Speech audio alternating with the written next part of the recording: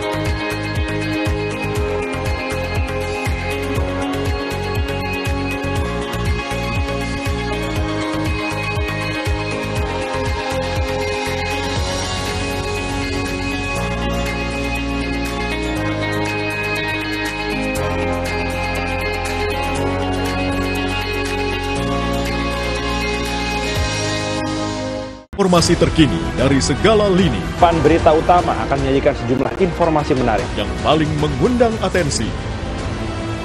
Kami kompilasi berita pilihan yang sudah kami siapkan untuk Anda dan jadikan referensi utama untuk Anda. Dan Anda tetap bersama kami. Terima kasih. Sampai jumpa. Berita Utama. Ikuti pada jam-jam berikut. Live di Kompas TV.